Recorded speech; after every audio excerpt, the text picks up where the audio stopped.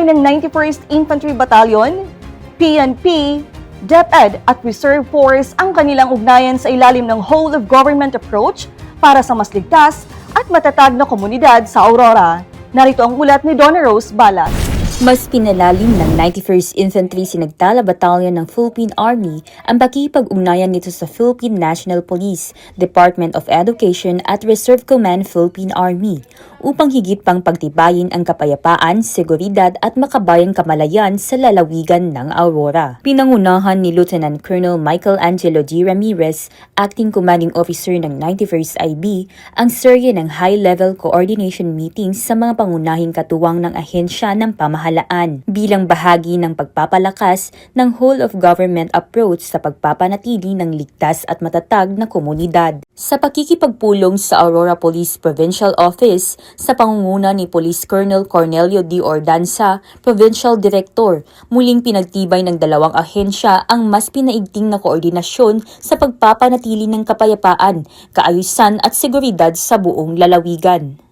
Nakipagpulong din ang pamunuan ng 91st IB sa Schools Division Office ng Department of Education Aurora sa pangunguna ni Schools Division Superintendent Dante G. Parungao CESO 5. Upang paghandaan ang pagsagawa ng West Philippine Sea Information Awareness Lecture sa iba't ibang paaralan. Layunin nitong palawakin ang makabayang kamalayan ng mga mag-aaral at palalimin ang kanilang pag-unawa sa kahalagaan ng pambansang soberanya at integridad ng teritoryo ng Pilipinas. Samantala, nakipag-ugnayan din ang 91st IB sa 307 Community Defense Center, 3rd Regional Community Defense Group, Reserve Command Philippine Army, sa pamumuno ni Lieutenant Colonel Ron Michael M.